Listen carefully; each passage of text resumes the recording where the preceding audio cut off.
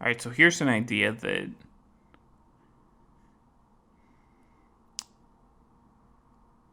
I feel like I've fallen in love with it, but that wasn't the original case. I feel like um, it's something that I've always looked with a degree of um, almost like disconnect.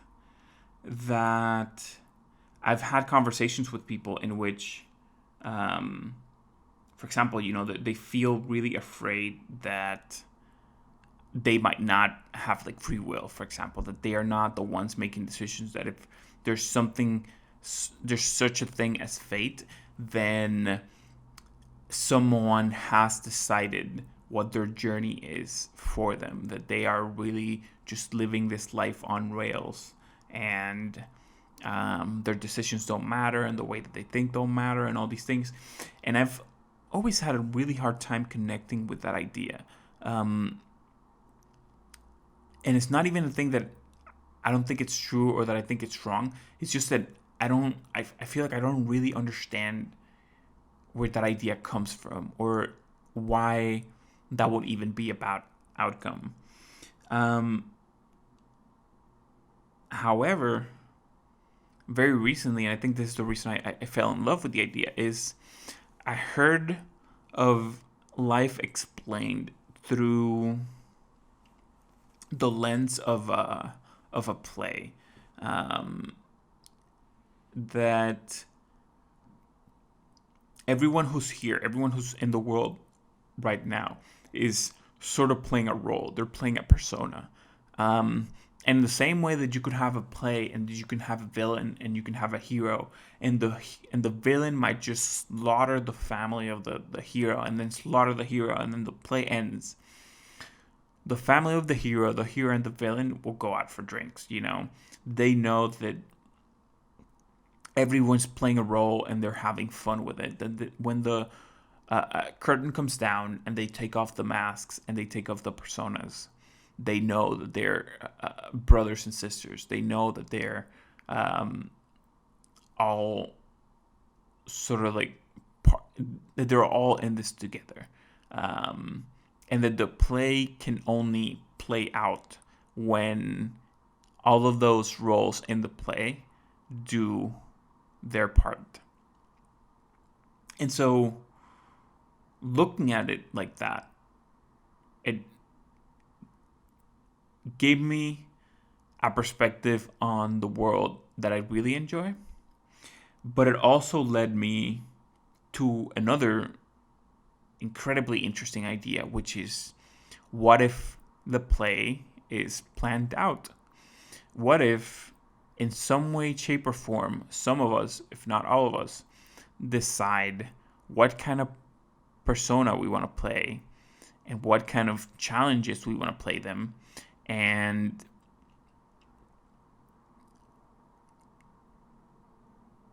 which characters are we going to be interacting with, and maybe how those characters are going to be challenging us. That if you think of someone like Gandhi, who in many ways, or maybe by many people's definition, is someone who succeeded in life, someone who successfully became a human of such tremendous um, wisdom, that is a success. That whoever gets to that point just won the game. They are, again, they are successful. Then that person might say, okay, having a life, coming into a life in planet Earth on these circumstances, with these parents in this country, and sort of like these sort of like set moments, led me into this direction. Like, I was able to figure out how to get from point A to point B.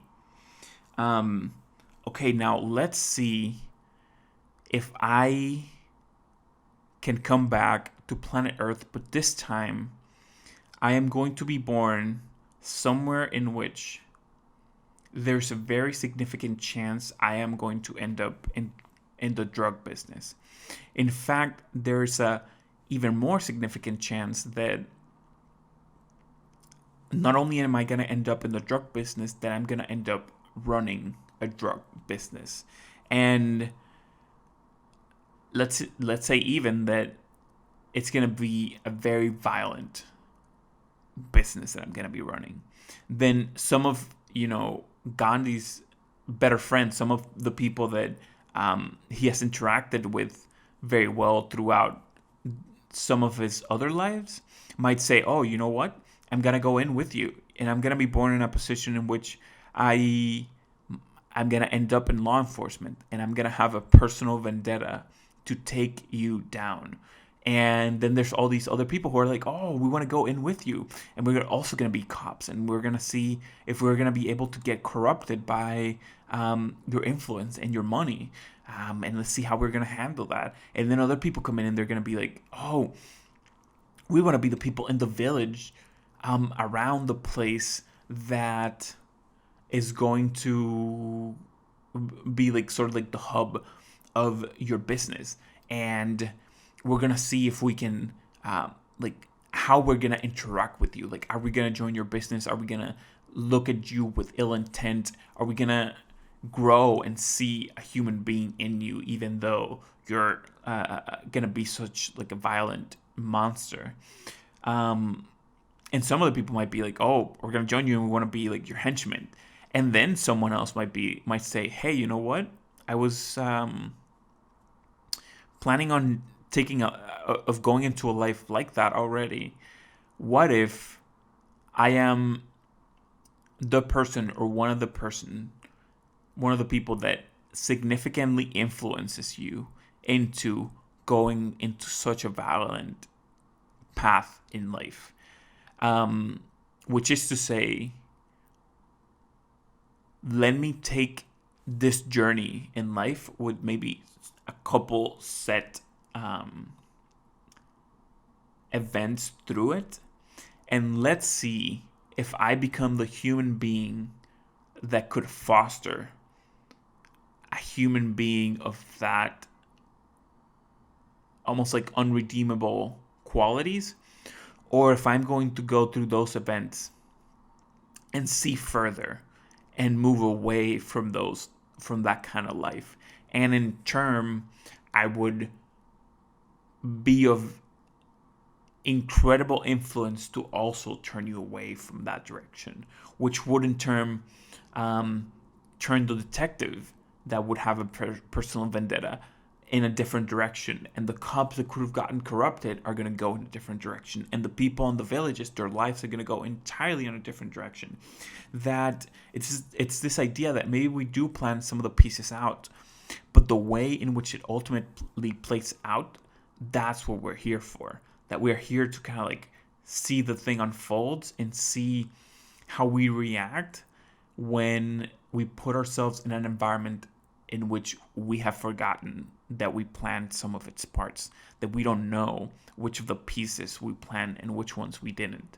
That maybe the challenges that we're facing now, we're putting them there because we were like, damn, I had a shit time with these kind of challenges before. Let's see if having a little bit of a different life and a different journey and having that challenge again helps me figure it out. And so there's all sort of like these things, but at the same time, it was us that decided them. So it was us. It is us that also get to decide, hey, you know what? I don't want to have to deal with this thing anymore. I don't want this challenge or this lesson to come through me in this way. Or maybe I just don't want this lesson, or maybe I want the lesson in another way that maybe resonates with me more in where it is that I am in life right now. That all of these ideas just paint a really profoundly interesting picture of what this world is and why this world is so complex and simple at the same time, in terms of all the things that are happening, in terms of all the things that people are doing and not doing, how far someone's willing to go through certain actions, how someone can do things that seem absolutely unredeemable, like being extremely violent to other human beings, but then those people are incredibly loving to some of their family members, or they're incredibly loving to animals. That we have all these strange juxtapositions on the ways in which people behave, that we try to bucket people up by what they've done or what has been one of their actions, or the way in which they've navigated through one problem or the other. But when you look at people as a whole, really, you can only be amazed of how many layers there are to those things. That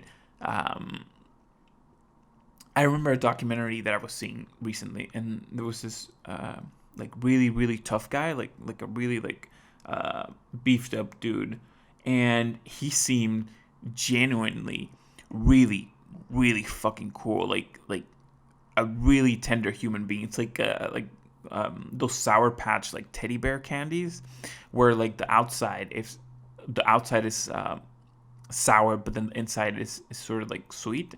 That on the outside, this person looks like he might be someone really tough, and that they might want to like go and fuck you up. But when you talk to them, they're really nice and really tender.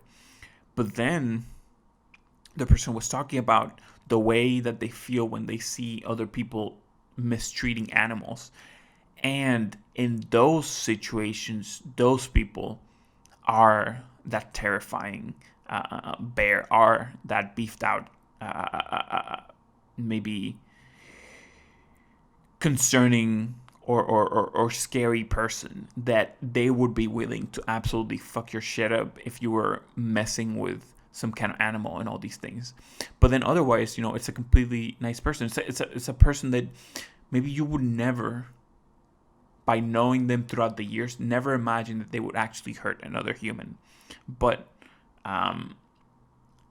their line is that they would absolutely not accept another human to hurt an animal, and I think there are examples of this in reverse. There are people who are somewhat content to do all these vile things to human beings, but when it comes to animals, they will go far and beyond what seems to be possible to protect them and to do right by them. And so hopefully, by sort of like journeying through some of these ideas with me,